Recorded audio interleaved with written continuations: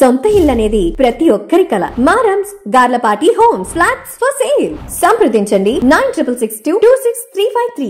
రామ్ గోపాల్ వర్మ ఏమైపోయాడు? పోలీసులకు భయపడి పారిపోయాడా? నిన్న మనం చూసాం, ప్రకాశం జిల్లా మద్దిపాడుకు చెందిన పోలీసు వారు హైదరాబాద్ వచ్చి రామ్ గోపాల్ వర్మని అదుపులోకి తీసుకోవడానికి ప్రయత్నించారు.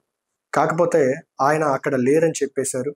నేను ముంబైలో ఉన్నాను, నేను కోయంబత్తూరులో ఉన్నాను, నేను కేరళలో ఉన్నాను అని మాట్లాడుతూ ఫోన్ కూడా స్విచ్ ఆఫ్ చేసుకున్నటువంటి వైనం అనమాట.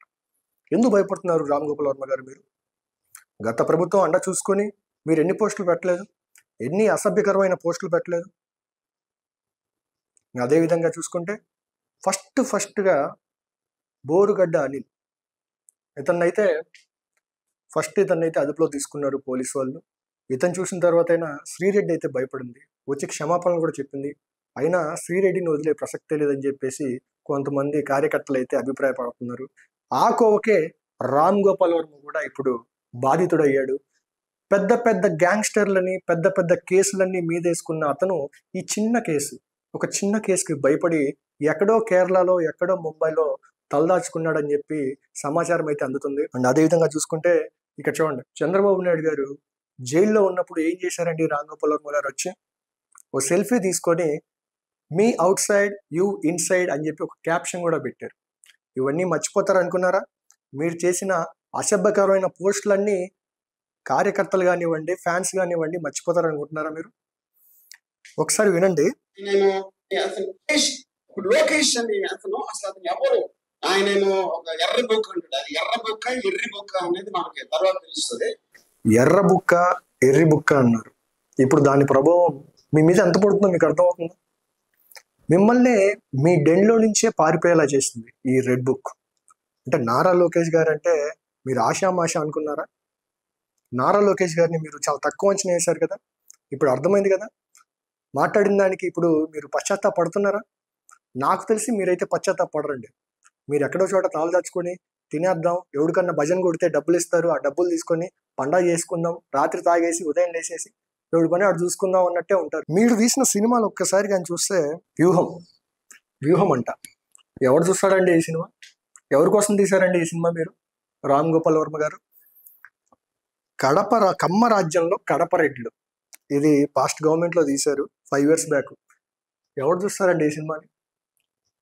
ఇటువంటి సినిమాలు తీసి జనాలకి మీరు ఏం చెప్దాం అనుకుంటున్నారు? ఎటువంటి ఇన్ఫర్మేషన్ ఇద్దాం అనుకుంటున్నారు? ఇంకోటి శబదం, ఇటువంటి సినిమాలు కేవలం ఒక టార్గెట్ చేయడానికి మాత్రమే మీరు ఈ మూవీస్ తీశారని చెప్పి ఏపీ ప్రజలు మొత్తానికి తెలుసు. మీరైతే కేరళ సూపర్ స్టార్ మోహన్ లాల్ ఇంట్లో దాక్కున్నా కానివ్వండి, ఇంకో సూపర్ స్టార్ అయిన పుర్దురా సుకుమార్ను వాళ్ళ ఇంట్లో దాక్కున్నా కానివ్వండి, ఒంగోలు పోలీసు వాళ్ళు మీ వెనకల్లే వస్తారు. మీరు ఎక్కడున్నా మిమ్మల్ని పట్టుకొని బొక్కలు దాక్కుని ఎలుకలు లాగినట్టు బయటికి లాగేసి మిమ్మల్ని 7 కటకటాల మధ్య వేయడం అయితే పక్కా 100% డ్యామ్ షూర్. అది నారా లోకేష్ గారి బాధ్యతలో అది పక్కా జరుగుతుందని అయితే నేను ఆశిస్తున్నా. మీరు మర్చిపోద్దండి. ఇంకా ఎవరైనా ఉంటే ఇలాగా మాకు అండ ఉంది, మా వెనకాల వాళ్ళు ఉన్నారు, వీళ్ళున్నారు, ఏ పార్టీ వాళ్ళైనా సరే, పార్టీతో సంబంధం లేదండి, సోషల్ మీడియా అబ్యూజింగ్ ఎవరు చేసినా కానీ వాడికి కఠిన చర్యలు అయితే తప్పవు. పెద్ద రామ్ గోపాల్ వర్మ పెద్ద డైరెక్టర్లు వేసిన ఈయననే లోపలేస్తున్నారండి. ఆఫ్టర్ ఆల్ మీరంతా. ఫైనల్ గా రామ్ గోపాల్ వర్మ గారికి చెప్పేది ఏంటంటే, 1000 గొడ్లు తిన్న రాబందు ఒక చిన్న గాలివానకు సచ్చినట్టు పెద్ద దావూద్ ఇబ్రహీం కాంటాక్ట్స్, పెద్ద డాన్ కాంటాక్ట్స్ ఉన్న మీరు ఒక చిన్న మార్ఫింగ్ కేసులో ఇరుక్కుపోవడం అనేది అయితే దానికే ఉదాహరణ అని చెప్పొచ్చు. ఎనీవే, పెద్ద డైరెక్టర్ రామ్ గోపాల్ వర్మకే ఇటువంటి పరిస్థితి పట్టింది. సాధారణ ప్రజలు నోరు అదుపులో పెట్టుకోండి. సోషల్ మీడియా ఉంది కదా అని చెప్పి ఇష్టం వచ్చిన రాతలు, పిచ్చి కూతలు, వల్గర్ లాంగ్వేజ్, అబ్యూజింగ్ పోస్టులు అయితే పెట్టడం మానుకోండి. Thank you.